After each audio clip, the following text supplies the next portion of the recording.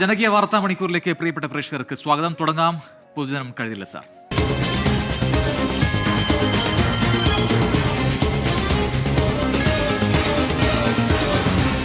പൊതുജനം കഴുതയല്ല സാർ. എല്ലാ പ്രേക്ഷകർക്കും നല്ല സമൃദ്ധിയുടെ നന്മയുടെ ഒരു വിഷുദിനം ആശംസിച്ചാണ് നമ്മൾ ഇന്നത്തെ പരിപാടി തുടങ്ങുന്നത്. എന്നും പറയുന്നത് പോലെ പ്രേക്ഷകരുടെ കൂടി ഒരു വാർത്താ യാത്രയാണ് നമ്മുടെ പൊതുജനം കഴുതില്ല സാർ എന്ന ഈ പരിപാടി. അപ്പോൾ പ്രേക്ഷകർക്ക് വിളിക്കാനുള്ള നമ്പർ സ്ക്രീനിൽ തെളിയുകയാണ്. ഈ നമ്പറിലേക്ക് വിളിച്ച് തത്സമയം എന്താണ് പ്രശ്നങ്ങൾ, ഓരോ നാട്ടിലും അനുഭവപ്പെടുന്ന പ്രശ്നങ്ങൾ, അവിടുത്തെ ആശങ്കകൾ എന്താണ്, ഇതൊക്കെ നേരിട്ട് അറിയിക്കാം. അതിനുള്ള നമ്പർ ഇപ്പോൾ തെളിയുന്നു. 048428305110 എന്ന നമ്പറിലേക്ക് വിളിച്ച് നിങ്ങൾക്ക് നിങ്ങളുടെ പ്രശ്നങ്ങൾ അവതരിപ്പിക്കാം. അതോടൊപ്പം തന്നെ വാർത്തകളും ഒപ്പം ദൃശ്യങ്ങളും ഞങ്ങൾക്ക് അയച്ചു തരണം എന്ന് നിങ്ങൾ ആഗ്രഹിക്കുന്നുവെങ്കിൽ ഒരു വാട്സാപ്പ് നമ്പർ കൂടിയുണ്ട്. ആ നമ്പർ ഇനി പറയാം: 6235968937. ഇത് വാട്സാപ്പ് നമ്പറാണ്. ഇതിലേക്ക് ദൃശ്യങ്ങളോ വാർത്തകളോ നിങ്ങൾക്ക് അയച്ചു തരാം. അത് ഞങ്ങളുടെ പ്രതിനിധികൾ അത് പരിശോധിച്ച് റിപ്പോർട്ടുകളാക്കി അത് നൽകുകയും ചെയ്യും. വിഷു ഒരു ആഘോഷ സമയമാണ്. പക്ഷേ ഈ ദിനത്തിലും നമുക്ക് തിരുവനന്തപുരത്തേക്ക് പോയി കഴിഞ്ഞാൽ അവിടെ സമരപ്പന്തലിൽ വിഷുക്കണിയൊക്കെ വെച്ച് ആഘോഷിക്കുന്ന, അതാണ് ഒരുപാട് പ്രതീക്ഷയേറ്റ കുറേ ആൾക്കാരെ കാണാം. അവരുടെ വിശേഷങ്ങളിലേക്ക് അല്ലെങ്കിൽ അവരുടെ വാർത്തകളിലേക്കാണ് നമ്മൾ ആദ്യം കിടക്കുന്നത്. പ്രേക്ഷകരൊക്കെ ഈ വിഷു ആഘോഷിക്കുമ്പോൾ അങ്ങനെ സമരമുഖത്ത് ഒരുപാട് പേർ ഇരിക്കുന്നുണ്ട്. സെക്രട്ടേറിയറ്റ് പടിക്കലിലേക്കാണ് നമ്മുടെ യാത്ര. അവിടെ ആശാ വർക്കേഴ്സിന്റെയും വനിതാ CPO ഉദ്യോഗാർത്ഥികളുടെയും സമരം ഈ ദിനത്തിലും തുടരുകയാണ്. സമരപ്പന്തലിൽ വിഷുക്കണിയൊരുക്കി രാപകൽ സമരത്തിലാണ് ആശാ ഹെൽത്ത് വർക്കേഴ്സ് അസോസിയേഷൻ എങ്കിൽ അപ്പുറത്ത് CPO ഉദ്യോഗാർത്ഥികളും അതുപോലെ തന്നെ വലിയ സമരത്തിലാണ്. അവർ പിന്നോട്ടില്ല എന്ന് പ്രഖ്യാപിക്കുന്നുമുണ്ട്. ചില പ്രതികരണങ്ങൾ നേരത്തെ ലഭിച്ചിരുന്നു. അതിലേക്ക് ആദ്യം: ജീവിതത്തിൽ ആദ്യമായിട്ടാണ് പുറത്തെ സമരപ്പന്തലിൽ ഇങ്ങനെ വിഷു ആഘോഷിക്കുന്നത്. അല്ലെങ്കിൽ എല്ലാ വർഷവും വീട്ടിലെ കൊച്ചുമക്കളും ഞങ്ങളെല്ലാവരുമായിട്ട് ആഘോഷിക്കുമായിരുന്നു. വലുതായിട്ടല്ലെങ്കിലും ചെറുതായിട്ടും. ഇനിയെങ്കിലും നമ്മുടെ ബഹുമാനപ്പെട്ട മന്ത്രി ഞങ്ങൾ എത്രയും പെട്ടെന്ന് ഈ ഒരു കണ്ടെങ്കിലും ഞങ്ങളെ ഒന്ന് ഇവിടെ ഈ സമരപ്പന്തലിൽ നിന്ന് ഞങ്ങളെ വീടുകളിൽ പോവാൻ ഞങ്ങളെ മന്ത്രി മാത്രം വിചാരിച്ചാലേ നടക്കൂ. അത് തീർച്ചയായും ഇത് നടത്തി തരണം. സമരപ്പന്തലിൽ വിഷുക്കണി ഒരുക്കിയ ചോരയിൽ എഴുതിയ പ്ലക്കാർഡ് ഉയർത്തിയായിരുന്നു വനിതാ CPO ഉദ്യോഗാർത്ഥികളുടെയും പ്രതിഷേധം. അതിന്ന് അവിടെ ആ രീതിയിൽ അവരുടെ നിലപാട് പ്രഖ്യാപിക്കുന്നതോടുകൂടിയായി. കാരണം ഇനിയിപ്പോൾ വളരെ കുറച്ച് ദിവസങ്ങൾ മാത്രമാണ് ആ റാങ്ക് ലിസ്റ്റ് കാലാവധി അവസാനിക്കാൻ ബാക്കിയുള്ളത്. അപ്പോഴും ആ സമരത്തിൽ തുടരുകയാണ്. ഇനി പിന്നോട്ടില്ല. എത്രയും പെട്ടെന്ന് അധികൃതർ ഇടപെടണം എന്നാണ് അവരുടെയും ആവശ്യം.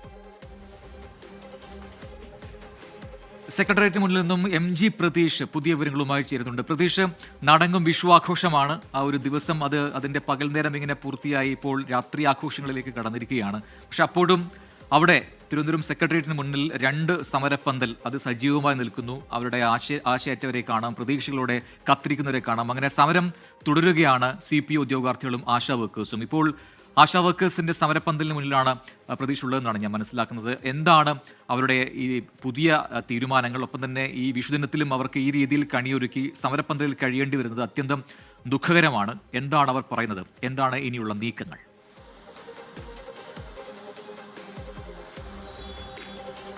പ്രജിൻ സൂചിപ്പിച്ചതുപോലെ തന്നെ ഏറ്റവും സന്തോഷമുള്ള ഒരു ദിവസമാണ്. ആ ഒരു ദിവസമാണ് സെക്രട്ടേറിയറ്റ് പടിക്കൽ വെയിലും മഴയും കൊണ്ട് ആശമാർ ഇങ്ങനെ കഴിയുന്നത്. കാരണം അവർക്കിപ്പോഴും ആ ഒരു പ്രതീക്ഷ അറ്റിട്ടില്ല. അവരുടെ ആവശ്യങ്ങൾ സർക്കാർ പരിഗണിക്കുമെന്ന ഒരു വിശ്വാസമാണ് ആശമാർക്ക് ഇപ്പോഴും ഉള്ളത്. അതുകൊണ്ടാണ് 64-ാം ദിവസവും അവർ ഇങ്ങനെ സെക്രട്ടേറിയറ്റ് പടിക്കൽ നിരാഹാരം ഇരിക്കുകയും രാപ്പകൽ സമരം നടത്തുകയും ചെയ്യുന്നത്. നേരത്തെ സൂചിപ്പിച്ചതുപോലെ തന്നെ വിഷുദിനമായ ഇന്ന് ഈ സെക്രട്ടേറിയറ്റിന് മുന്നിൽ ഈ സമരപ്പന്തലിൽ വിഷുക്കണി ഒരുക്കിയായിരുന്നു ആശമാർ വിഷു ആഘോഷിച്ചത്. കാരണം വീടുകളിൽ കുടുംബത്തോടൊപ്പം വീട്ടിൽ കഴിയേണ്ട അല്ലെങ്കിൽ ഒരു സന്തോഷ ദിവസം കൂടിയാണ് ഇന്ന്. ആ ഒരു ദിവസം അതൊക്കെ തന്നെ മാറ്റിവെച്ച് തങ്ങളുടെ ആവശ്യങ്ങൾ നേടിയെടുക്കാൻ വേണ്ടി ഒരു സമരം ചെയ്യുന്ന ആശമാരുടെ കാഴ്ചയാണ് വിഷുദിനത്തിൽ ഇന്ന് സെക്രട്ടേറിയറ്റിന് മുന്നിൽ നമ്മൾ കണ്ടത്. നമുക്ക് അവരോട് തന്നെ ചില പ്രതികരണങ്ങൾ തേടാം. ഈ വിഷുദിനത്തിൽ ഏറ്റവും സന്തോഷമുള്ളൊരു ദിവസമാണ്. ആ ഒരു ദിവസമാണ് നിങ്ങളിങ്ങനെ സെക്രട്ടേറിയറ്റിൽ കഴിയുന്നത്. എല്ലാ വർഷത്തെ പോലല്ല, ഈ വർഷം ഒരു പ്രത്യേകതയാണ്. സെക്രട്ടേറിയറ്റിന്റെ നടയിലാണ് വിഷു ഒക്കെ ഒരുക്കിയത്. പിന്നെ എല്ലാവരും ഉള്ളിൽ വിഷമമുണ്ടെങ്കിലും പുറമേ സന്തോഷമാണ്. കാരണം നമ്മുടെ കാര്യങ്ങളൊന്നും ഇതുവരെ എടുത്തില്ല. അപ്പോൾ അധികൃതരെന്തു പറയുന്നു അതനുസരിച്ച് ഞങ്ങളുടെ കാര്യങ്ങളൊക്കെ വിജയിക്കാതെ ഒന്നും പോകുന്ന ലക്ഷണമില്ല, പോവുകയില്ല. മുഖ്യമന്ത്രി തന്നെ, ബഹുമാനപ്പെട്ട മുഖ്യമന്ത്രി പറയുന്ന അവിടെ ഇരുന്നിട്ട് കുറേ ദിവസം കഴിയുമ്പോൾ എഴുന്നേറ്റ് പോകുന്നു, പക്ഷെ ഒരിക്കലും പോകില്ല. എത്ര നാൾ വേണേലും ഇവിടെ തന്നെ ഇരുന്ന് ഈ കാര്യങ്ങൾ നേടിയെടുക്കാൻ ഞങ്ങൾ പോകില്ല. ഉള്ള കാര്യം പ്രജിൻ, ഈ ആശമാർ സൂചിപ്പിച്ചതുപോലെ തന്നെ അവർ ആവശ്യങ്ങൾ നേടിയെടുക്കും വരെ ഇവിടെ തുടരുമെന്നതാണ് പ്രധാനമായും ഇവർ പറയുന്ന കാര്യം. ഇവർ മുന്നോട്ട് വയ്ക്കുന്ന 2 ആവശ്യങ്ങൾ ഇപ്പോഴും സർക്കാർ പരിഗണിച്ചിട്ടില്ല. അത് ഓണറേറിയം 14,000 രൂപയായി വർദ്ധിപ്പിക്കണമെന്നതാണ്. മറ്റൊന്ന്, ഈ വിരമിക്കൽ ആനുകൂല്യം ആശമാർക്ക് നൽകണമെന്നതാണ് ഇവരുടെ ആവശ്യം. നമുക്ക് ഈ ദൃശ്യങ്ങളിൽ കാണുന്ന ഈ വിഷുദിനത്തിൽ ഈ ആശമാർക്ക് പിന്തുണ അറിയിച്ച് നിരവധി ആളുകളാണ് ഈ സെക്രട്ടേറിയറ്റ് പടിക്കൽ എത്തുന്നത്. കാരണം ഈ സമരം തുടങ്ങി കുറച്ച് ദിവസങ്ങൾ പിന്നിട്ടപ്പോൾ തന്നെ ഈ ആശമാർക്ക് വലിയ പിന്തുണയുണ്ട്. ഓരോ ആളുകളും ഈ പിന്തുണയ്ക്കാനായി ഈ സെക്രട്ടേറിയറ്റ് പടിക്കൽ എത്തുന്നുണ്ട്. നമുക്ക് ദൃശ്യങ്ങൾ കാണുന്ന ഒരു കൃഷ്ണനെയാണ്. ഈ ആശമാരെ കാണാൻ വേണ്ടി ഈ സെക്രട്ടേറിയറ്റ് പടിക്കൽ എത്തിയതാണ്. നമുക്ക് ഈ കുട്ടിയുടെ ബന്ധു ഇവിടെ ഉണ്ട്. എന്തുകൊണ്ടാണ് ഇപ്പോൾ ഇവിടെ എത്തിയത്? ബന്ധുവല്ല, ഞാൻ കുട്ടിയുടെ ഫാദറാണ്. ഞങ്ങൾ ബ്ലോഗറാണ്. അപ്പം ഇതേപോലെ എല്ലാവരും കാണാൻ വേണ്ടി വിഷുവായിട്ട് ഇറങ്ങിയതാണ്. വിഷു കഴിഞ്ഞിട്ട് ഇവർക്കൊന്നും കിട്ടിയിട്ടില്ലല്ലോ, അതുകൊണ്ട് വന്നതാണ്. സ്ഥലം എവിടെയാണ്? മണവില. പ്രജിൻ, അത് തന്നെയാണ്. കാരണം ആ ഒരു പിന്തുണ ചെറുതല്ല. ഈ സമൂഹത്തിന്റെ നാനാഭാഗങ്ങളിൽ നിന്ന് തന്നെ ആശമാർക്ക് വലിയ പിന്തുണ ഇപ്പോൾ ഏറുന്നുണ്ട്. അത് സാംസ്കാരിക നായകന്മാരിൽ നിന്നായാലും അല്ലെങ്കിൽ സാംസ്കാരിക പ്രതിനിധികളിൽ നിന്നായാലും വലിയ പിന്തുണ അവർക്ക് കിട്ടുന്നുണ്ട്. ഇപ്പോൾ ഈ സമരസമിതി നേതാവ് എസ് മിനി കൂടി ഇപ്പോൾ ചേരുകയാണ്. ഈ കഴിഞ്ഞ ദിവസം തൊഴിൽ മന്ത്രി തന്നെ പറഞ്ഞു, അതായത് ഇനിയൊരു സമരം അനാവശ്യമാണ്, ഈ സമരത്തെ പൂർണ്ണമായും മന്ത്രി തന്നെ തള്ളി. ഇനി എന്താണ് ഒരു പ്രതീക്ഷ? മന്ത്രി അനാവശ്യമെന്ന് പറഞ്ഞതുകൊണ്ട് ഈ സമരം അനാവശ്യമല്ല. ഈ സമരം 100% ന്യായമാണെന്ന് പൊതുസമൂഹം, ഇവിടെ നടന്ന പൗരസാഗരം തെളിയിച്ചു കഴിഞ്ഞു. ഇനി നികുതി കൊടുക്കുന്ന ജനങ്ങൾ ആവശ്യപ്പെട്ടതുപോലെ, അഭ്യർത്ഥിച്ചതുപോലെ ആളുകൾക്ക് വേതനം വർദ്ധിപ്പിക്കുക എന്നുള്ളത് മാത്രമേ ഉള്ളൂ. ഞങ്ങളുടെ സംസ്ഥാന സമിതി ചേർന്ന് തീരുമാനിച്ചത് ഈ 233 രൂപ വർദ്ധിപ്പിക്കാതെ ഇവിടുന്ന് പോകേണ്ടതില്ല. അതുകൊണ്ട് ഡിമാൻഡ് നേടിയെടുത്തുകൊണ്ട് മാത്രം സമരം അവസാനിപ്പിച്ചാൽ മതി എന്നുള്ളൊരു തീരുമാനത്തിലെത്തിയിരിക്കുകയാണ്. അതുകൊണ്ട് സമരം ശക്തമായി മുന്നോട്ട് പോകും. പ്രജിൻ, എന്തായാലും സമരം ശക്തമായി മുന്നോട്ട് പോകും എന്ന് തന്നെയാണ് ആശമാർ പറയുന്നത്. ഈ മാസം 21-ാം തീയതി ചെറിയ പരിപാടി ആശമാർ ഇവിടെ ആസൂത്രണം ചെയ്തിട്ടുണ്ട്. അത് ഈ തദ്ദേശ ഭരണ സ്ഥാപന പ്രതിനിധികൾക്ക് നൽകുന്ന ഒരു സ്വീകരണമാണ്. നേരത്തെ ചില തദ്ദേശ സ്ഥാപനങ്ങൾ ആശമാർക്ക് പിന്തുണ അറിയിച്ചുകൊണ്ട് പ്രത്യേക ഓണറേറിയം പ്രഖ്യാപിച്ചിരുന്നു. അങ്ങനെ പ്രഖ്യാപിച്ച തദ്ദേശ സ്ഥാപനങ്ങളിലെ പ്രതിനിധികൾക്ക് ഈ സെക്രട്ടേറിയറ്റിൽ ഒരു ആദരം അർപ്പിക്കുന്നുണ്ട്. എന്തായാലും സർക്കാർ പറയുന്നു, അല്ലെങ്കിൽ ബന്ധപ്പെട്ട വകുപ്പ് മന്ത്രിമാരൊക്കെ പറയുന്നു, അതിന് പിന്നിൽ രാഷ്ട്രീയമുണ്ട്, രാഷ്ട്രീയ ഉദ്ദേശങ്ങളുണ്ട്, ഈ സമരത്തിൽ പോലും അത് കാണാം എന്ന രീതിയിൽ തന്നെയാണ് സർക്കാർ വൃത്തങ്ങളിൽ നിന്നുള്ള പ്രതികരണങ്ങൾ ഒക്കെ വരുന്നത്. അപ്പോൾ മന്ത്രി ഇനി ഇപ്പോൾ ഇതിനകത്തേക്ക് വേറെ എന്തെങ്കിലും പുതിയൊരു തീരുമാനം ഉണ്ടാകുമോ എന്ന് ഈ ഘട്ടത്തിൽ നമുക്കത് ആ രീതിയിൽ പറയാനും കഴിയുന്നില്ല. എന്തായാലും സമരം തുടരുന്നു പറയുന്നു. ഈ പറയുന്നത് പോലെ മറ്റിടങ്ങളിൽ നിന്നും, സർക്കാരിൽ നിന്ന് മാത്രമാണ് എതിർപ്പ്, മറ്റിടങ്ങളിൽ നിന്നെല്ലാം തങ്ങൾക്ക് പിന്തുണയുണ്ട്. ഇനിയിപ്പോൾ ആ രീതിയിൽ തന്നെയാണ് മുന്നോട്ട് പോകുന്നത് എന്ന് അവർ പറയുന്നുണ്ട്. അപ്പോൾ എങ്ങനെയാണ് സമരം ഏത് രീതിയിൽ മുന്നോട്ട് പോകുന്നതെന്ന് കാത്തിരുന്ന് കാണണം. അതോടൊപ്പം തന്നെ കേന്ദ്രത്തിനെതിരെയല്ലേ സമരം ചെയ്യേണ്ടത് എന്ന കാര്യം സംസ്ഥാന സർക്കാരിൽ നിന്നുള്ള പ്രതിനിധികളും ചോദിക്കുകയും ചെയ്യുന്നു. മന്ത്രിമാരൊക്കെ ആ രീതിയിലുള്ള പ്രതികരണം നടത്തുന്നുമുണ്ട്. പരമാവധി ചെയ്യേണ്ടതിൻ്റെ ഒക്കെ കാര്യങ്ങൾ സംസ്ഥാനം ചെയ്തിട്ടുണ്ട്. ഇനി ചെയ്യേണ്ടത് കേന്ദ്രമാണ്. എന്തുകൊണ്ട് കേന്ദ്ര സർക്കാരിനെതിരെ ഇവർ സമരം ചെയ്യുന്നില്ല എന്ന് തൊഴിൽ മന്ത്രിയും ആരോഗ്യമന്ത്രിയും ഒക്കെ ചോദിക്കുന്നുമുണ്ട്. തൊട്ടടുത്ത് തന്നെ പ്രതീക്ഷ, നമുക്ക് ഈ CPO ഉദ്യോഗാർത്ഥികളുടെ സമരപ്പന്തലുണ്ട്. അങ്ങനെ ഈ 2 സമരപ്പന്തലും ഈ വിഷുദിനത്തിൽ സജീവമാണ്. അവർ പിന്നോട്ടില്ല എന്ന് തന്നെ ഉറപ്പിച്ചു പറയുന്നു. എന്താണ് അവിടുത്തെ സാഹചര്യം? അവരെന്താണ് പറയുന്നത്? ഇപ്പോൾ കേവലം കുറച്ച് ദിവസങ്ങൾ മാത്രമേ ഈ CPO റാങ്ക് ലിസ്റ്റ് കാലാവധി പൂർത്തിയാവാൻ ബാക്കിയുള്ളൂ. അപ്പോഴും ഇനി എന്താണ് ഇവരുടെ പ്രതീക്ഷ?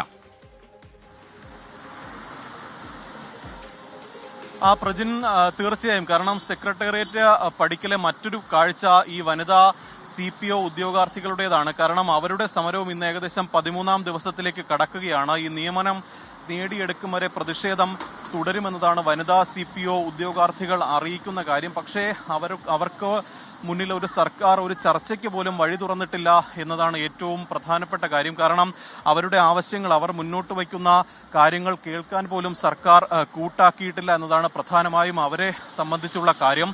അതുകൊണ്ട് തന്നെ അവരുടെ ഒരു വിഷയം സർക്കാർ ഇടപെട്ട്, മുഖ്യമന്ത്രി ഇടപെട്ട് ഒരു പരിഗണിക്കണമെന്നതാണ് അവർ പറയുന്നത്. കാരണം 19-ാം തീയതി റാങ്ക് ലിസ്റ്റ് കാലാവധി അവസാനിക്കും. അതിനു മുന്നേ ഈ റാങ്ക് ലിസ്റ്റിൽ നിന്ന് പരമാവധി നിയമനങ്ങൾ നടത്തണമെന്നതാണ് ഈ വനിതാ ഉദ്യോഗാർത്ഥികൾ പറയുന്ന കാര്യം. കാരണം കഴിഞ്ഞ കുറേ നാളുകളായി ഈ മഴയത്തും വെയിലത്തും ഈ വനിതാ ഉദ്യോഗാർത്ഥികൾ ഇവിടെ കിടക്കുകയാണ്. കാരണം അവർ ഒരുപാട് കഷ്ടപ്പെട്ട് ഈ റാങ്ക് ലിസ്റ്റിൽ വന്നിട്ടും ജോലി കിട്ടുന്നില്ല എന്നുള്ള ആ ഒരു പ്രതിസന്ധി, അല്ലെങ്കിൽ ആ ഒരു പ്രതിസന്ധിയിലൂടെയൊക്കെ തന്നെയാണ് ഈ ഉദ്യോഗാർത്ഥികൾ കടന്നു പോകുന്നത്. നമുക്ക് അവരുടെ കൂടി പ്രതികരണങ്ങൾ തേടാം. ഇനി 5 ദിവസമാണുള്ളത്.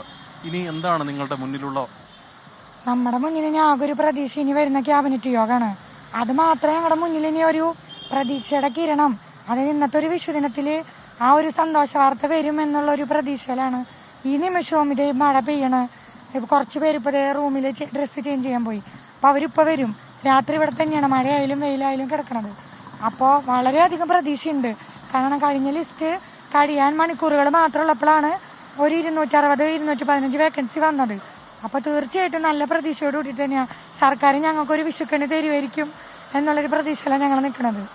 പ്രജിൻ, എന്തായാലും കാരണം ഒരു 5 ദിവസം മാത്രം ബാക്കി നിൽക്കുകയും സർക്കാരിൽ പൂർണ്ണ പ്രതീക്ഷയിലാണ് ഈ വനിതാ ഉദ്യോഗാർത്ഥികൾ ഉള്ളത്. കാരണം ഇന്ന് ഈ ഒരു വിഷുദിനത്തിൽ സ്വന്തം രക്തം കൊണ്ട് എഴുതിയ പ്ലക്കാർഡുമായിരുന്നു ഈ വനിതാ ഉദ്യോഗാർത്ഥികൾ ഇവിടെ പ്രതിഷേധിച്ചത്. പക്ഷേ സർക്കാർ അവർക്ക് മുന്നിൽ ഒരു വിഷുക്കണിയുമായി എത്തുമെന്ന പ്രതീക്ഷയാണ് അവർ ഇപ്പോഴും പങ്കുവയ്ക്കുന്നത്. കാരണം തിരുവനന്തപുരത്ത് നല്ല മഴയാണ്. ഈ ഒരു മഴയത്തും ഈ ഒരു പ്രതിസന്ധികളൊക്കെ തന്നെ സഹിച്ചുകൊണ്ടാണ് ഈ ഉദ്യോഗാർത്ഥികൾ ഇവിടെ കഴിയുന്നത്. എന്തായാലും അവരുടെ ആവശ്യങ്ങൾ സർക്കാർ പരിഗണിക്കുമെന്നതാണ് അവർ ഇപ്പോഴും പറഞ്ഞുകൊണ്ടിരിക്കുന്നത്. MG പ്രതീഷാണ് വിവരങ്ങൾ നൽകിയത്. സെക്രട്ടേറിയറ്റ് പടിക്കൽ സമരം ചെയ്യുന്ന 2 കൂട്ടർ, ഒന്ന് ആശാ വർക്കേഴ്സാണ്, മറ്റൊന്ന് CPO ഉദ്യോഗാർത്ഥികളാണ്. അവർ വിഷുദിനത്തിലും അവിടെ പ്രതിഷേധിക്കുകയാണ്. അവിടെ മഴയുണ്ട്, ആ മഴ പോലും വകവയ്ക്കാതെ ഇപ്പോൾ കഴിഞ്ഞ കുറേ ദിവസങ്ങൾ നമ്മൾ കാണുന്ന കാഴ്ചയാണ്. പല രീതിയിൽ ഇപ്പോൾ CPO ഉദ്യോഗാർത്ഥികളാണെങ്കിൽ അവർ പല രീതിയിൽ പ്രതിഷേധിക്കുന്നു. മുട്ടിലിഴഞ്ഞ് പ്രതിഷേധിക്കുന്നു, കല്ലുപ്പിന് മുകളിൽ മുട്ടുകുത്തി നിന്ന് പ്രതിഷേധിക്കുന്നു, കയ്യിൽ കർപ്പൂരം കത്തിച്ച് പ്രതിഷേധിക്കുന്നു, അങ്ങനെ ഇന്നിപ്പോൾ ചോര കൊണ്ടെഴുതി പ്രതിഷേധിക്കുന്നു. അങ്ങനെ പല രീതിയിലുള്ള ഈ സമര മുറകളാണ്. അതോടൊപ്പം തന്നെ ആശാ വർക്കേഴ്സ് നിലപാടിൽ ഉറച്ചു നിൽക്കുന്നു. ഒരു ഇഞ്ച് പോലും പിന്നോട്ട് പോകില്ല. എന്താണോ ആവശ്യങ്ങൾ അത് അംഗീകരിക്കും വരെ സമരം തുടരുമെന്ന് ഒരു പ്രഖ്യാപനം അവർ നടത്തിയിട്ടുമുണ്ട്. പുതിയ സമര രീതികൾ അവർ പ്രഖ്യാപിക്കുമെന്ന് പറഞ്ഞു കഴിയുകയും ചെയ്തു. അപ്പോൾ എന്താണിതിൽ ഈ സമരം അവസാനിപ്പിക്കണം. കഴിഞ്ഞ കുറേ ദിവസങ്ങൾ അവർ ഈ തെരുവിലാണ്. അപ്പോൾ അതിന് എന്താണ്, ഏത് രീതിയിലാണ് ഒരു ഇടപെടൽ സർക്കാരിൻ്റെ ഭാഗത്ത് ഉണ്ടാകുന്നത് എന്നാണ് കാത്തിരുന്ന് കാണേണ്ടത്. MG പ്രതീഷാണ് വാർത്തയുടെ വിവരങ്ങൾ പങ്കുവച്ചത്. നമുക്കിനി മറ്റൊരു റിപ്പോർട്ടിലേക്ക് പോവാം. മുതലപ്പുഴി അഴിമുഖത്ത് മണൽ അടിഞ്ഞുകൂടിയതോടെ മത്സ്യത്തൊഴിലാളികളുടെ ആശങ്കയും ഏറിയിരിക്കുകയാണ്. മുതലപ്പുഴയിൽ നിന്ന് മത്സ്യത്തൊഴിലാളികളെ കൊല്ലം ഹാർബറിലേക്ക് മാറ്റാനാണ് ഇപ്പോൾ സർക്കാർ ആലോചിക്കുന്നത്. എന്നാൽ ഈ നീക്കത്തിനെതിരെ മത്സ്യത്തൊഴിലാളികൾ പ്രതിഷേധത്തിലുമാണ്. ഹാർബർ മാറ്റിയാൽ മുതലപ്പുഴയിൽ കുടിൽ കെട്ടി സമരത്തിലേക്ക് പോകും എന്നാണ് അവരുടെ മുന്നറിയിപ്പ്. പുഴയിൽ പൂർണ്ണമായി മണൽ അടിഞ്ഞതോടെയാണ് സർക്കാർ ബദൽ മാർഗമായി താൽക്കാലിക ഹാർബർ മാറ്റത്തിന് നീക്കം തുടങ്ങിയത്. അടിഞ്ഞുകൂടിയതോടെ പൊഴി ഇപ്പോൾ ഒരു ബീച്ചായി മാറി. മത്സ്യത്തൊഴിലാളികൾക്ക് കടലിലേക്ക് പോകാനും വരാനും കഴിയാത്ത സ്ഥിതി. മണൽ നീക്കം കൃത്യമായി നടക്കാത്തതും തിരിച്ചടിയാണ്. JCBയും എക്സ്കവേറ്ററും മാത്രം ഉപയോഗിച്ചാണ് നിലവിലെ മണൽ നീക്കം. 8 മീറ്റർ ആഴത്തിൽ അടിഞ്ഞിട്ടുള്ള മണൽ ഈ രീതിയിൽ നീക്കിയാൽ മഴക്കാലത്തിന് മുമ്പ് പോലും പൊഴി സാധാരണ നിലയിലാകില്ല. ഈ സാഹചര്യത്തിലാണ് മത്സ്യത്തൊഴിലാളികളെ കൊല്ലത്തെ ഹാർബറുകളിലേക്ക് താൽക്കാലികമായി മാറ്റാനുള്ള ആലോചന. ഇത് സംബന്ധിച്ചുള്ള കാര്യങ്ങൾ ഏകോപിപ്പിക്കാൻ വകുപ്പ് സെക്രട്ടറി കൊല്ലം, തിരുവനന്തപുരം ജില്ലാ കളക്ടർമാരെ ചുമതലപ്പെടുത്തി. സർക്കാർ തീരുമാനം ഒരു തരത്തിലും അംഗീകരിക്കില്ലെന്നാണ് മത്സ്യത്തൊഴിലാളികളുടെ നിലപാട്. ഈ മേഖലയിലുള്ളവർക്ക് ജോലിക്ക് പോകാൻ വേണ്ടി സുഖസൗകര്യമായിട്ട് പോകാൻ പറ്റുന്ന രീതിയിലാണ് ഇത് നിർമ്മിച്ചിരിക്കുന്നത്. കൊല്ലത്ത് തന്നെ ഈ റബ് സീസൺ ആകുമ്പോൾ എത്രയോ വള്ളങ്ങളാണ് അവിടുന്ന് മറ്റുള്ള സ്ഥലത്തിൽ നിന്ന് വന്നു കൂടുന്നത്. അങ്ങനെ വരുമ്പോൾ വലിയ സംഘർഷത്തിന് അവിടെ ഇടയാക്കും. സർക്കാർ നീക്കത്തെ പ്രതിരോധിക്കാനുള്ള ആലോചനകളും മത്സ്യത്തൊഴിലാളികൾ തുടങ്ങിയിട്ടുണ്ട്. ഹാർബർ മാറ്റിയാൽ മുതലപ്പുഴയിൽ കുടിൽ കെട്ടി സമരത്തിലേക്ക് പോകുമെന്നാണ് മത്സ്യത്തൊഴിലാളികളുടെ മുന്നറിയിപ്പ്. സർക്കാരിനോട് പറയാനുള്ളത്, യുദ്ധകാല അടിസ്ഥാനത്തിൽ എത്രയും പെട്ടെന്ന് ഇവിടുന്ന് ഈ മണ്ണ് എടുത്ത് മാറ്റി ഇവിടുന്ന് സുരക്ഷിതമായിട്ട് മത്സ്യത്തൊഴിലാളികൾക്ക് തൊഴിൽ ചെയ്യാനുള്ള ഒരു അവസരം. കാരണം മൺസൂൺ കാലം ഏതാണ്ട് അടുത്ത് വരുന്ന ഒരു സാഹചര്യമാണ്. ഈ മൺസൂൺ കാലം അടുത്ത് വരുമ്പോൾ ഞങ്ങൾക്ക് തൊഴിൽ ചെയ്യണമെന്നുണ്ടെങ്കിൽ മറ്റൊരു ഹാർബറിനെ ആശ്രയിച്ച് പോയി കഴിഞ്ഞാൽ അവിടെ ഒരു വിഷയമാണ്, അവിടെ ഒരു സംഘർഷത്തിന്റെ അവസ്ഥയിലേക്ക് എത്തും. നാളെ CITUവിന്റെയും മറ്റ് മത്സ്യത്തൊഴിലാളി സംഘടനകളുടെയും നേതൃത്വത്തിൽ ഹാർബർ എഞ്ചിനീയറിംഗ് വകുപ്പ് ഓഫീസ് ഉപരോധിക്കാനും ആലോചനയുണ്ട്. നിലവിലെ വേഗതയിലാണ് മണ്ണ് നീക്കം ചെയ്യുന്നതെങ്കിൽ കൊല്ലം 2 എടുക്കും ഇത് പൂർണ്ണമായും മാറ്റാൻ. അപ്പോഴേക്കും മുതലപ്പുഴയിലെ മത്സ്യത്തൊഴിലാളികളെല്ലാം പട്ടിണി കിടന്ന് മരിച്ചിട്ടുണ്ടാകും. യുദ്ധകാലാടിസ്ഥാനത്തിൽ യന്ത്രങ്ങൾ എത്തിച്ച് വേഗത്തിൽ മണ്ണ് നീക്കം ചെയ്യുകയാണ് ഏക പോംവഴി. മുതലപ്പുഴയിൽ നിന്നും രഞ്ജിത്ത് ഫ്രാൻസിസിനൊപ്പം അജീഷ് ജയകുമാർ, 24. പൊതുജനം കഴുതയല്ല സാർ. നേരത്തെ ഈ ആശമാരുടെയും ഒപ്പം CPO ഉദ്യോഗാർത്ഥികളുടെയൊക്കെ ഈ സമരത്തിന്റെ കാര്യം പറഞ്ഞപ്പോൾ ഒരുപാട് പ്രേക്ഷകർ പ്രതികരിച്ചിട്ടുണ്ട്. അതിലിപ്പോൾ ഇത് ആശ വി പറയുന്നു, ഈ സർക്കാർ അതായത് ഈ സമരക്കാർ എന്ത് പ്രതിഷേധിച്ച് മടുക്കുമ്പോൾ അവര് എഴുന്നേറ്റ് പോട്ടെ എന്നാണ് സർക്കാർ നിലപാട്. ആ രീതിയിലാണ് സർക്കാർ നോക്കുന്നത്. കഷ്ടം തന്നെ ഈ സർക്കാർ എന്ന് ആശാ വി പരിതപിക്കുന്നുണ്ട്. അങ്ങനെ ഒരുപാട് പേർ പല അഭിപ്രായങ്ങളും പറയുന്നു. ആരിഫ് ഹാഷ്മി കളത്തൂർ മറ്റൊരു കാര്യം പറയുന്നു, വിദ്യാർത്ഥികളെ പ്രതിസന്ധിയിലാക്കുന്ന പ്രവണതകളിൽ നിന്ന് അധികാരികൾ പിന്മാറേണ്ടതുണ്ട്. വിദ്യാർത്ഥികൾക്ക് ലഭിക്കേണ്ട പലതും ഇന്നും കാണാമറയത്ത് തന്നെ എന്ന് പറയുന്നു. അത് ഏത് വിഷയത്തെ ഉദ്ധരിച്ചാണ് ആരിഫ് ഹാഷ്മി കളത്തൂർ ഒരു കമന്റ് ഇട്ടതെന്ന് മനസ്സിലായിട്ടില്ല. അത് മറ്റൊരു വിഷയമാണെന്ന് മനസ്സിലാവുന്നു. നമുക്കൊരു റിപ്പോർട്ടിലേക്ക് പോകാം. സംസ്ഥാനത്ത് മനുഷ്യ വന്യജീവി സംഘർഷങ്ങളുടെ വാർത്തകൾ ഇല്ലാത്ത ദിവസങ്ങളില്ല എന്ന് പ്രേക്ഷകർക്ക് നന്നായിട്ട് അറിയാം. ഓരോ ദിവസവും ആ രീതിയിലുള്ള ആക്രമണ വാർത്തകൾ വരുന്നുണ്ട്. പലരും അതിൽ കൊല്ലപ്പെടുന്നതായി നമുക്ക് അറിയുകയും ചെയ്യാം. അതിരപ്പള്ളിയിൽ ആദിവാസി യുവാവിന് കാട്ടാന ആക്രമണത്തിൽ ജീവൻ നഷ്ടമായെന്ന വാർത്ത ഏറ്റവും ഒടുവിലായി എത്തി. അടിച്ചിൽ തൊട്ടി ആദിവാസി ഉന്നതിയിലെ 20 വയസ്സുള്ള സെബാസ്റ്റ്യനാണ് ആ രീതിയിൽ കൊല്ലപ്പെട്ടത്. വനത്തിനുള്ളിൽ തേൻ ശേഖരിക്കാൻ പോയപ്പോഴായിരുന്നു കാട്ടാനെ ആക്രമിച്ചത്. 5 ലക്ഷം രൂപ അടിയന്തര ധനസഹായം നൽകുമെന്ന് ജില്ലാ കളക്ടർ അർജുൻ പാണ്ഡ്യൻ അറിയിച്ചു. തുടർച്ചയായ വന്യജീവി ആക്രമണങ്ങളാൽ ദുരിതത്തിലാണ് അതിരപ്പള്ളിയിലെയും മലക്കപ്പാറയിലെയും പൊതുജനങ്ങൾ. ഇതിനിടയിലാണ് കാട്ടാനാക്രമണത്തിൽ ഒരു ജീവൻ തന്നെ പൊലിഞ്ഞത്. ഇന്നലെ രാത്രി 10 മണിയോടെ അതിരപ്പള്ളിക്കും മലക്കപ്പാറയ്ക്കുമിടയിൽ അടിച്ചിൽ തൊട്ടി ഉന്നതിക്ക് സമീപം വനാതിർത്തിയിലാണ് കാട്ടാന ആക്രമണം. പ്രദേശവാസിയായ സെബാസ്റ്റ്യനും 2 സുഹൃത്തുക്കളും വനത്തിനുള്ളിൽ തേൻ ശേഖരിക്കാൻ പോവുകയായിരുന്നു. മൂവരും വനാതിർത്തിയിൽ കാട്ടാനയ്ക്ക് മുന്നിൽ അകപ്പെട്ടു. ഇതോടെ സെബാസ്റ്റ്യനും ഒപ്പമുണ്ടായിരുന്ന സുഹൃത്തുക്കളും ചേർന്ന് ആനയെ തുരത്താൻ ശ്രമിച്ചു. ഇതിനിടെ ആന തിരിഞ്ഞ് സെബാസ്റ്റ്യന് അടുത്തേക്ക് ഓടിയെത്തി തുമ്പിക്കൈ കൊണ്ട് എടുത്തെറിഞ്ഞു. ഇന്നലെ നടന്നാണ് തേനെടുക്കാൻ പോയ സമയത്താണ് ഒരു 3 പേര് രാത്രി ഒരു 10-9:45 സമയമൊക്കെയാണ് ഇത് സംഭവം. കോളനി തൊട്ടടുത്താണ്. ഇവരെതിരെ രാത്രി തേനെടുക്കാൻ പോയി. ആദിവാസികൾക്ക് ഇപ്പോൾ തേനിന് ശേഷമാണ്. അതുകൊണ്ട് എല്ലാ ആദിവാസികളും ഇങ്ങനെ തേനെടുക്കാൻ പോകും. ഇങ്ങനെ വഴിയിൽ വെച്ച് ആന തട്ടി. എന്നിട്ട് ആനയിനെ ഒച്ച കേട്ടപ്പോൾ കോളനിക്കാരെല്ലാവരും പോയി രാത്രി ചവിട്ടി തിരുമ്പി കാല് എല്ലുന്ന. വിവരമറിഞ്ഞ് സ്ഥലത്തെത്തിയ പോലീസും വനം വകുപ്പും രാത്രിയിൽ തന്നെ നടപടിക്രമങ്ങൾ പൂർത്തിയാക്കി മൃതദേഹം ചാലക്കുടി താലൂക്ക് ആശുപത്രി മോർച്ചറിയിലേക്ക് മാറ്റി. പോസ്റ്റ്മോർട്ടത്തിന് ശേഷം മൃതദേഹം ബന്ധുക്കൾക്ക് വിട്ടു നൽകി. സംസ്കാരം ഇന്ന് നിശ്ചയിച്ചിരുന്നെങ്കിലും കനത്ത മഴയെ തുടർന്ന് നാളത്തേക്ക് മാറ്റി. ഉന്നതിക്കരികിൽ തന്നെ കാട്ടാനാക്രമണമുണ്ടായതിന്റെ ഞെട്ടലിലാണ് അടിച്ചിൽ തൊട്ടി നിവാസികൾ. ശാസ്ത്രീയമായ പ്രതിവിധികളിലൂടെ ഒരുപോലെ എല്ലാ മേഖലയിലും വന്യജീവികളെ തടയണമെന്ന ആവശ്യമാണ് പൊതുജനം ഉയർത്തുന്നത്. കാലങ്ങളായുള്ള ആവശ്യത്തിന് ഇതുവരെയും പരിഹാരമായിട്ടില്ലെന്ന പ്രതിഷേധവും ശക്തമാണ്. തൃശ്ശൂരിൽ നിന്നും സൂരജ് ജി, 24. പൊതുജനം കഴുതയല്ല സാർ. ഈ വന്യജീവി ആക്രമണങ്ങൾ ഉണ്ടാകുമ്പോഴൊക്കെ അല്ലെങ്കിൽ ആരെങ്കിലും കൊല്ലപ്പെടുമ്പോഴൊക്കെ ഈ അടിയന്തര ധനസഹായം അത് ഉറപ്പാക്കുന്നുണ്ട് സർക്കാർ. പക്ഷേ അതുകൊണ്ട് മാത്രമില്ലല്ലോ. എത്ര പണം കൊടുത്താലും നഷ്ടപ്പെട്ടു പോകുന്നത് മനുഷ്യജീവനാണ്. അതിന് പകരം വെക്കാൻ കഴിയുന്നതുമല്ല. ആ കുടുംബത്തിനും അയാളുമായി ബന്ധപ്പെട്ട അല്ലെങ്കിൽ ആ കൊല്ലപ്പെടുന്ന ആളുമായി ബന്ധപ്പെട്ടവർക്കാണ് ഏറ്റവും വലിയ നഷ്ടം. അങ്ങനെ ഒരു മനുഷ്യജീവന് പകരം വെക്കാവുന്നതല്ല എത്ര ധനസഹായം നൽകിയാലും. പകരം എന്താണ് ഓരോ ഇടത്തെയും ആൾക്കാർ ആവശ്യപ്പെടുന്നത്? ഒരു ശാശ്വതമായ പരിഹാരം ഈ വന്യജീവി ആക്രമണത്തിൽ നിന്നുണ്ടാകണം. അതിപ്പോൾ ആനയായാലും പുലിയായാലും കടുവയായാലും നാട്ടിലേക്ക് ഇറങ്ങി വരുന്നത് തടയണം. അതിനായി എന്തു ചെയ്യാൻ കഴിയും എന്ന ചോദ്യം മാത്രമാണ് ബാക്കി വന്നത്. ഇപ്പോൾ അതിരപ്പള്ളിയായും മലക്കപ്പാറയിലായാലും വയനാട്ടിലായാലും എവിടെയായാലും ഇതേ പ്രശ്നം, ഇതേ ചോദ്യം ഉയർന്നു വരുന്നുണ്ട്. ചില പ്രതികരണങ്ങളിലേക്കാണ് ഇനി. സാക്ഷരമായ ഒരു പരിഹാരം കാണാനായിട്ട് ട്രെഞ്ചാണ് കൂടുതൽ ആവശ്യമെന്ന് ഞങ്ങൾക്ക് തോന്നുന്നത്. അപ്പോൾ അതുകൊണ്ട് തീർച്ചയായിട്ടും ഞങ്ങൾ ട്രെഞ്ച് വേണമെന്നാണ് പറയുന്നത്. വേണ്ടപ്പെട്ട ആവശ്യന്മാരോട് ഞങ്ങൾ പറഞ്ഞിട്ടുണ്ട്. പക്ഷേ അവരൊന്നും ഇത് ചെയ്യാൻ പറ്റില്ല, കോടികളൊക്കെ വേണ്ടി വരും എന്നൊക്കെയാണ് പറഞ്ഞിരിക്കുന്നത്. എന്നാലും ഞങ്ങളുടെ ഒരു സാക്ഷരത പരിഹാരം കാണണമെങ്കിൽ തന്നെ ട്രെഞ്ച് തന്നെയാണ് ആവശ്യം. അതിരപ്പള്ളി നിവാസികളെ സംബന്ധിച്ച് ഏറ്റവും ആപത്കരമായ ഒരു ഘട്ടത്തിലൂടെയാണ് ദൈനംദിനം കടന്നുപോയിക്കൊണ്ടിരിക്കുന്നത്. ഏത് നിമിഷത്തിലും കാട്ടാന ആക്രമണത്തിൽ മരണപ്പെടാം എന്നുള്ളൊരു ജീവഭയം കൊണ്ടാണ് അവിടുത്തെ ആളുകളെല്ലാവരും ഓരോ ദിവസവും തള്ളി നീക്കുന്നത്. അവിടുത്തെ ഫെൻസിങ് ഉണ്ട്, പക്ഷെ അത് കാര്യക്ഷമമായിട്ട് പ്രവർത്തിക്കുന്നില്ല എന്നുള്ളതാണ് അവരുടെ ആക്ഷേപം. പിന്നീട് അവിടെ ട്രെഞ്ച് കൂടി അവർ ആവശ്യപ്പെടുന്നുണ്ട്. വന്യജീവികൾ നിരത്തിലിറങ്ങി മനുഷ്യനെ കൊല്ലുക, ആക്രമിക്കുക മുൻകാലങ്ങളിൽ വ്യത്യസ്തമായിട്ട് കണ്ടമാനം വർദ്ധിച്ചു. ഇതിനൊരു സമൃദ്ധി വേണം ഈ വിഷയങ്ങൾക്ക്.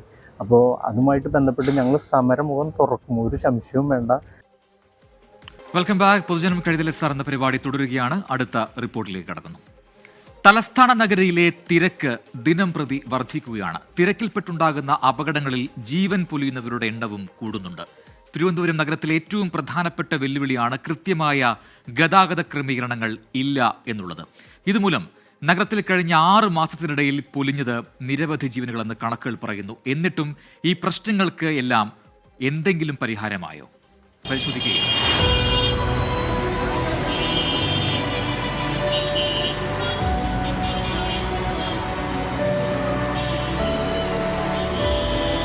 തിരുവനന്തപുരം നഗരത്തിൽ തന്നെ ഏറ്റവും തിരക്കേറിയ കിഴക്കേക്കോട്ടയിലാണ്. കൃത്യമായ ഗതാഗത സംവിധാനങ്ങളില്ലാത്തതും യാത്രക്കാരുടെ അശ്രദ്ധയും മൂലം ഉണ്ടാകുന്നത് പലവിധ അപകടങ്ങളാണ്. നഗരത്തിലെ റോഡുകളിൽ പൊലിയുന്നത് നിരവധി ജീവനുകൾ. കൂടുതൽ അപകടത്തിൽപ്പെടുന്നത് കാൽനടയാത്രക്കാരും ഇരുചക്രവാഹനമെടുത്ത് നിരത്തിലിറങ്ങുന്നവരും. ബസ്സുകൾക്കിടയിൽപ്പെട്ട് ബാങ്ക് ജീവനക്കാരൻ മരിച്ചതും മാസങ്ങൾക്ക് മുൻപ്. എന്നിട്ടും പ്രശ്നങ്ങൾക്ക് പരിഹാരമുണ്ടായിട്ടില്ല. ഇതൊരു നിത്യസംഭവമായി കഴിഞ്ഞു.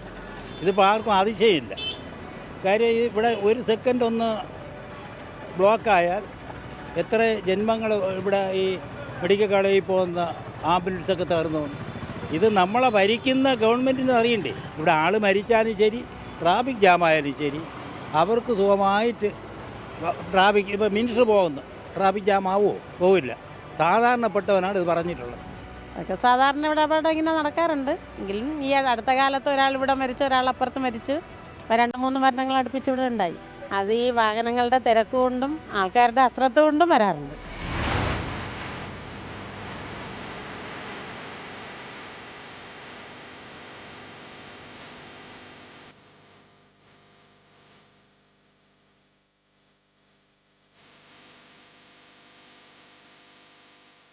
ഇതാണ് അധികം ആരും ഉപയോഗിക്കാത്ത, എന്നാൽ കാൽനട യാത്രക്കാർക്ക് എളുപ്പത്തിൽ റോഡ് മുറിച്ചു കടക്കാനുള്ള മേൽപ്പാലം. ആരും പോകുന്നില്ല. സ്കൂളിലെ പിള്ളേർ മാത്രം പോകുന്നുള്ളൂ. ഞാനിതുവരെയും പോയിട്ടില്ല. നമ്മളെ പ്രായങ്ങളായാലും സ്റ്റെപ്പ് കയറാനും നമുക്ക് ഇതൊക്കെ കയറി ഇറങ്ങുന്നതിനേക്കാളും നമ്മളിലേക്ക് ഇറങ്ങിയിട്ട് പോരും. അത് എനിക്ക് കയറാൻ കാല് വയ്യല്ല മോളെ, അതുകൊണ്ട് ഞാൻ കയറൂല. കൊച്ചു പിള്ളേരെല്ലാം പോവും. വലിയവരൊക്കെ ആവുമ്പോൾ എങ്ങനെ പോവും? വയസ്സായൊക്കെ ആയി വരുമ്പോഴേ നമുക്ക് കാലൊക്കെ വയ്യല്ലോ. പിന്നെ ജോലി ഇങ്ങനെ തന്നെ പോവാൻ നോക്കും. എനിക്ക് പടിയൊന്നും കയറാൻ ഒക്കൂല. ഈ സമതലത്തൂടെ നടക്കാനൊക്കെ ഉള്ളൂ. എളുപ്പം തോന്നുന്നത് ആളില്ലാതെ ഞെരുക്കമില്ലാതെ പോവാം. പക്ഷെ നടക്കാൻ കഴിവാണ്ടേ? 10-75 വയസ്സായില്ലേ നമുക്ക്. എന്തെങ്കിലും അപകടങ്ങൾ സംഭവിച്ചാൽ അന്വേഷണ റിപ്പോർട്ട് ആവശ്യപ്പെടുന്നതോടെ നടപടികൾ അവസാനിക്കുന്നതാണ് പതിവ്. ഈ പതിവ് തുടർന്നാൽ ഇനിയും അപകടങ്ങൾ തുടർക്കഥയാകും.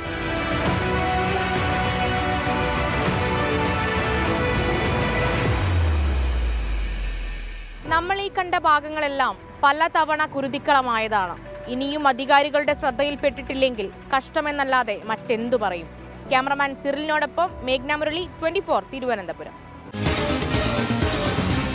പൊതുജനം കഴുതയല്ല സാർ. തിരുവനന്തപുരത്ത് പോയാൽ ഒരു തവണയെങ്കിലും ഈ ഭാഗത്തൂടെ സഞ്ചരിച്ചവർക്ക് അറിയാം എന്താണ് ഈ പ്രശ്നങ്ങളുടെ കൃത്യമായ അവസ്ഥ എന്നുള്ളത്. ഈ പറയുന്ന നടന്നു പോകുന്ന ആൾക്കാർക്ക് പോലും അത് കൃത്യമായി നടന്ന് ഒരു ലക്ഷ്യസ്ഥാനത്തെത്താൻ എടുക്കുന്ന സമയം, അതോടൊപ്പം തന്നെ റോഡ് മുറിച്ചു കിടക്കുക എന്ന് പറയുന്നത് ഒരു വലിയ ടാസ്ക്കാണ് അവിടെ.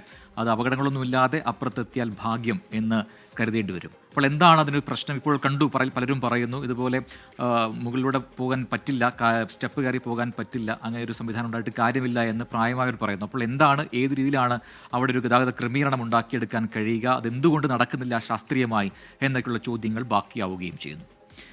ഇപ്പോൾ ലഭിക്കുന്ന ഒരു വാർത്തയിലേക്കാണ്. എറണാകുളം പെരുമ്പാവൂർ കുറുപ്പുംപടിയിൽ ബൈക്കും കാറും കൂട്ടിയിടിച്ച് യുവാവിന് ദാരുണാന്ത്യം എന്നൊരു വാർത്ത വരുന്നു. രായമംഗലം സ്വദേശി ജീവൻ മാർട്ടിനാണ് മരിച്ചത്. YS അഭിനന്ദ് കൊച്ചിയിൽ നിന്നും വിവരങ്ങളുമായി ചേരുന്നു. അഭിനന്ദ്, സങ്കടമുള്ള വാർത്തയാണ്. വിഷുദിനത്തിൽ എന്താണ് സംഭവിച്ചത്? പ്രജിൻ, ഇന്ന് വൈകിട്ട് 3 മണിയോടെയായിരുന്നു ഈ അപകടമുണ്ടായത്. കുറുപ്പുംപടി പീച്ചരാമുകൾ റോഡിലെ വളവിൽ വെച്ച് എതിരെ നിന്ന് വന്ന കാറുമായി ഈ യുവാക്കൾ സഞ്ചരിച്ചിരുന്ന ബൈക്ക് കൂട്ടിയിടിക്കുകയായിരുന്നു. 2 അംഗ സംഘമായാണ് ബൈക്കിൽ സഞ്ചരിച്ചത്. ജീവന്റെ മരണം ആ സമയത്ത് തന്നെ സംഭവിക്കുകയായിരുന്നു. ഗുരുതരമായി പരിക്കേറ്റ ഇവരെ പെരുമ്പാവൂരിലെ സ്വകാര്യ ആശുപത്രിയിൽ പ്രവേശിപ്പിച്ചെങ്കിലും ജീവൻ മരിച്ചിരുന്നു. കുറുപ്പുംപടി പോലീസ് സ്ഥലത്തെത്തി ഇൻക്വസ്റ്റ് നടപടികൾ പൂർത്തിയാക്കിയ ശേഷം മൃതദേഹം താലൂക്ക് ആശുപത്രിയിലെ മോർച്ചറിയിലേക്ക് മാറ്റിയിട്ടുണ്ട്. ഒപ്പമുണ്ടായിരുന്ന സുഹൃത്തിനെ വിദഗ്ധ ചികിത്സയ്ക്കായി ആലുവയിലെ മറ്റൊരു സ്വകാര്യ ആശുപത്രിയിലും കൊണ്ടുപോയിട്ടുണ്ട്. പെയിന്റിംഗ് തൊഴിലാളിയാണ് ജീവൻ. ഈ പ്രദേശത്ത് നിരന്തരമായി ഇത്തരത്തിലേക്ക് അപകടങ്ങൾ ഉണ്ടാകുന്ന മേഖലയാണ്. അവിടെ മറ്റ് ഒരു തരത്തിലുള്ള നടപടികളും ഇതിനോടകം തന്നെ സ്വീകരിച്ചിട്ടില്ല എന്നുള്ളൊരു ആക്ഷേപം ഇതിനോടകം തന്നെ പ്രദേശവാസികൾ ഉയർത്തിയിരുന്നു. അവിടെയാണ് വീണ്ടും ഈ അപകടം സംഭവിച്ചത്. എന്തായാലും ഈ ജീവന്റെ മൃതദേഹം പോസ്റ്റ്മോർട്ടം നടപടികൾക്ക് ശേഷം ബന്ധുക്കൾക്ക് കൈമാറുമെന്നാണ് ഇപ്പോൾ ലഭിക്കുന്ന വിവരം. ശരി, YS അഭിനന്ദാണ് കൊച്ചിയിൽ നിന്നും വാർത്തയുടെ വിശദാംശങ്ങൾ നൽകിയത്. ഇനി നമുക്കൊന്ന് കാസർഗോഡ് വരെ പോവാം. കാസർഗോഡ് കോട്ടിക്കുളം റെയിൽവേ മേൽപ്പാലത്തിന് ചുവപ്പ് നാടക്കുരുക്ക്. മേൽപ്പാലത്തിന്റെ ടെൻഡർ നടപടികൾ പൂർത്തിയായി മാസങ്ങൾ കഴിഞ്ഞിട്ടും സംസ്ഥാന സർക്കാരിന്റെ അംഗീകാരം ലഭിച്ചിട്ടില്ല. റീടെൻഡർ നിരക്ക് എസ്റ്റിമേറ്റ് തുകയേക്കാൾ 10% കൂടുതലായതാണ് മന്ത്രിസഭ അംഗീകാരം വൈകാനുള്ള കാരണമായി പറയുന്നത്.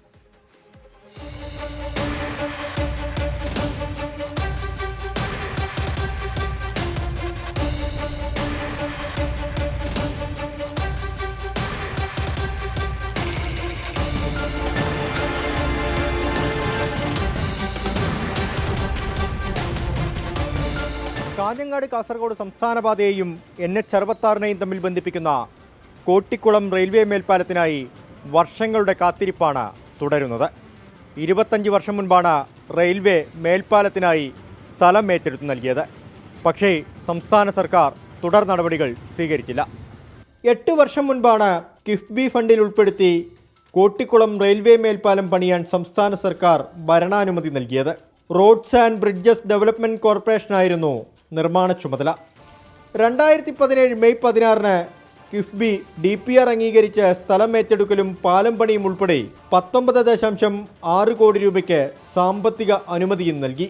ആവശ്യമായ സ്ഥലം നേരത്തെ റെയിൽവേ ഏറ്റെടുത്തിരുന്നതിനാൽ പാലം പണിയുടെ ചെലവ് മാത്രമാണ് സംസ്ഥാന സർക്കാർ വഹിക്കേണ്ടിയിരുന്നത്.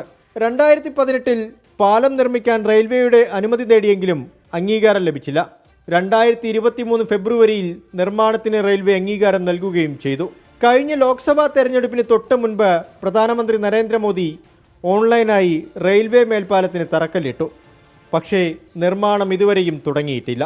ടെൻഡർ നടപടികൾ വരെ എത്തിയിട്ട് പോലും ഇതിൻ്റെ ഭാവി പ്രവർത്തനങ്ങളുമായിട്ട് മുമ്പോട്ട് പോകാൻ വേണ്ടിയിട്ട് പല തടസ്സങ്ങളാണ് ഉന്നയിക്കുന്നത്. 2024 ജൂൺ 27 പദ്ധതി റീടെൻഡർ ചെയ്തു.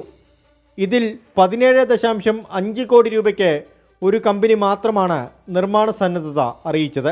നേരത്തെ പാലം നിർമ്മാണത്തിന് മാത്രമായി നിശ്ചയിച്ച 14 കോടി രൂപയുടെ എസ്റ്റിമേറ്റ് നിരക്കിനേക്കാൾ 22.26% വർധനവ് ഇതോടെയുണ്ടായി. ഇതാണ് റെയിൽവേ മേൽപ്പാലം നിർമ്മാണത്തിന് മന്ത്രിസഭ അംഗീകാരം വൈകാനുള്ള കാരണം. ടെൻഡർ ചെയ്തപ്പോൾ ആദ്യത്തെ ടെൻഡറിൽ ആരും എടുക്കാനുണ്ടായില്ല. രണ്ടാമത്തെ ടെൻഡറിൽ ഒരാൾ കോട്ട് ചെയ്യുകയും അത് ടെൻഡർ റേറ്റിനേക്കാളും 20% അധികമായതുകൊണ്ട് ക്യാബിനറ്റിൽ അത് അംഗീകാരം വേണമെന്നുള്ളത് കൊണ്ടും ആ ക്യാബിനറ്റിലേക്ക് എത്തുന്നതിന് വേണ്ടിയിട്ടുള്ള തടസ്സമാണ് നിലവിൽ ഈ പാലത്തിൽ ഉണ്ടായിരിക്കുന്നത്. കോട്ടിക്കുളം റെയിൽവേ സ്റ്റേഷനിൽ മുൻപുണ്ടായിരുന്നതിനേക്കാൾ കൂടുതൽ ട്രെയിനുകൾക്ക് നിലവിൽ സ്റ്റോപ്പ് അനുവദിച്ചിട്ടുണ്ട്. ട്രെയിൻ കടന്നുപോകുന്ന സമയത്തെല്ലാം റെയിൽവേ ഗേറ്റ് അടയ്ക്കുന്നതിനാൽ ഗതാഗതക്കുരുക്കും രൂക്ഷമാണ്. ഞാൻ ജനിക്കുന്നതിന് മുമ്പ് സ്ഥലം വിട്ടുകൊടുത്തതാണ്. ഞാനിപ്പോൾ +1 എത്തി. എന്നിട്ടും ഈ ഒരു പാലത്തിന് ഒരു പണിയുടെ ഒരു ചെറിയൊരു സൂചന പോലും ഇതുവരെ കിട്ടിയിട്ടില്ല. സെക്രട്ടേറിയറ്റിൽ കഴിഞ്ഞ 4 മാസമായി ചുവപ്പ് നാടക്കുരുക്കിൽപ്പെട്ട് കിടക്കുന്ന റെയിൽവേ മേൽപ്പാല നിർമ്മാണത്തിന്റെ നടപടിക്രമങ്ങൾ വേഗത്തിലാക്കണമെന്നാണ് ജനങ്ങളുടെ ആവശ്യം. 2024 ഫെബ്രുവരി 24 പ്രധാനമന്ത്രി നരേന്ദ്രമോദി കോട്ടിക്കുളം റെയിൽവേ മേൽപ്പാലത്തിന്റെ ശിലാസ്ഥാപന കർമ്മം നിർവഹിച്ചത്. അതിനുശേഷം 1 വർഷം സമയമെടുത്ത് സംസ്ഥാന സർക്കാർ ടെൻഡർ നടപടികളും പൂർത്തിയാക്കി. എന്നാൽ ഇപ്പോഴും ടെൻഡർ തുകയെ ചൊല്ലി കരാറുകാരനും സംസ്ഥാന സർക്കാരും തമ്മിലുള്ള തർക്കം തുടരുകയാണ്. എത്രയും പെട്ടെന്ന് പാലം പണി പൂർത്തിയാക്കിയില്ലെങ്കിൽ സമരത്തിലേക്കിറങ്ങാനാണ് നാട്ടുകാരുടെ തീരുമാനം. രജീഷ് കരുവള്ളൂരിനൊപ്പം അരുൺ പാറക്കൽ, 24 കാസർഗോഡ്. പൊതുജനം കഴുതയല്ല സാർ. എത്രയോ വർഷമായി ഈ രീതിയിൽ തന്നെ കിടക്കുകയാണ് ആ പാലം. അതിലെന്താണ് ഈ പറഞ്ഞ റീടെൻഡർ വന്നപ്പോൾ അതിൽ ഈ എസ്റ്റിമേറ്റ് തുകയേക്കാൾ കൂടുതൽ എങ്ങനെ വന്നു? ഇതിനൊക്കെ ആരാണ് ഉത്തരവാദി? ആരാണ് മറുപടി പറയുക? ഈ കാരണം പറഞ്ഞ് അതിങ്ങനെ കിടക്കുകയാണോ വേണ്ടത് എന്ന് അധികൃതരാണ് ചിന്തിക്കേണ്ടത്. നാട്ടുകാരുടെ പ്രശ്നങ്ങളും ദുരിതവും അവർ മനസ്സിലാക്കുകയും വേണം.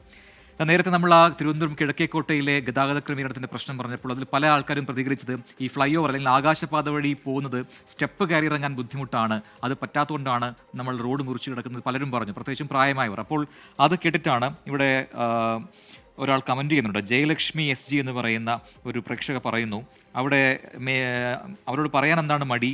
മേഘ്ന മുരളി നമ്മുടെ റിപ്പോർട്ടറായിരുന്നു. എന്താ മടി? മേൽപ്പാളത്തിൽ ലിഫ്റ്റ് ഉണ്ട് എന്ന് എന്തുകൊണ്ട് പറയുന്നില്ല എന്ന് പറയുന്നു. അതോടൊപ്പം തന്നെ പ്രജിൻ അറിയില്ലെങ്കിൽ അറിയാൻ വേണ്ടിയാണ് കിഴക്കേക്കോട്ട മേൽപ്പാളത്തിൽ ലിഫ്റ്റ് ഉണ്ട്, പടികൾ കയറി ഇറങ്ങേണ്ട എന്നാണ് ജയലക്ഷ്മി SG പറയുന്നത്. നമുക്ക് നോക്കാം എന്താണത്, പ്രവർത്തനരഹിതമാണോ, അത് പ്രവർത്തിക്കുന്നത് തന്നെയാണോ എന്ന് നമുക്ക് നോക്കാം. പക്ഷേ എന്നിട്ടും എന്തുകൊണ്ട് ആളുകൾ മടിക്കുന്നവർക്ക് അറിയാത്തത് കൊണ്ടാണോ, അവരെ അറിയിക്കേണ്ടത് ആരാണ് എന്നത് മറ്റൊരു ചോദ്യം. നമുക്ക് മറ്റൊരു വാർത്തയിലേക്ക് പോകാം. ജവഹർലാൽ നെഹ്റുവിന് ഡോക്ടർ BR അംബേദ്കറോട് വെറുപ്പായിരുന്നു എന്ന് തമിഴ്നാട് ഗവർണർ RN രവി ഭാരതരത്ന നൽകാതെ അംബേദ്കറെ അപമാനിച്ചുവെന്നും RN രവി പറഞ്ഞു. അംബേദ്കർ ജയന്തി പരിപാടിയിൽ പങ്കെടുത്ത് സംസാരിക്കവെയാണ് RN രവിയുടെ ആ പരാമർശം.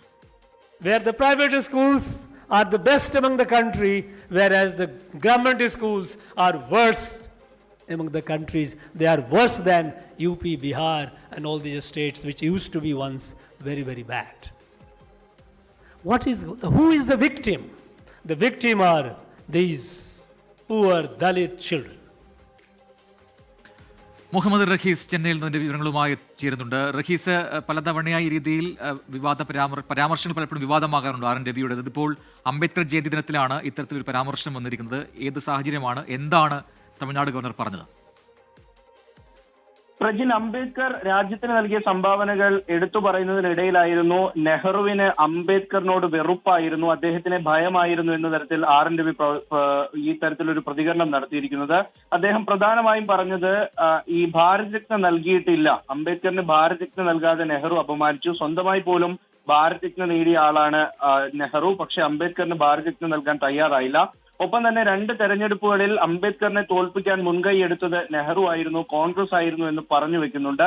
അത്തരത്തിലൊരു വലിയ മനുഷ്യൻ പാർലമെന്റിലേക്ക് കടന്നു വരുന്നതിനെ നെഹ്റു ഭയപ്പെട്ടതിനെ തുടർന്നാണ് ആ ഒരു നീക്കം ചെറുത്തത് എന്ന് അദ്ദേഹം പറയുന്നുണ്ട്. എന്തായാലും അംബേദ്കറുമായി ബന്ധപ്പെട്ട പരിപാടിയിൽ കോൺഗ്രസിനെയും നെഹ്റുവിനെയും കടന്നാക്രമിക്കുകയും ഒപ്പം തന്നെ നിലവിൽ അംബേദ്കറുടെ പ്രവർത്തനങ്ങളിൽ ഊറ്റം കൊള്ളുന്നവർ അല്ലെങ്കിൽ അംബേദ്കറുടെ പേര് എടുത്തെടുത്ത് പറയുന്നവരല്ല യഥാർത്ഥ അംബേദ്കറിറ്റുകൾ എന്നുകൂടി അദ്ദേഹം പറഞ്ഞു വെക്കുന്നുണ്ട്. പ്രജിത്. എസ് മുഹമ്മദ് റഹീസാണ് വിവരങ്ങൾ നൽകിയത്. ഇന്നത്തെ സമയം പൂർത്തിയാവുകയാണ്. കൂടുതൽ ജനകീയ വിഷയങ്ങളുമായി പൊതുജനം കഴുതൽ എന്ന പരിപാടി നാളെ വീണ്ടും ഇതേ സമയം.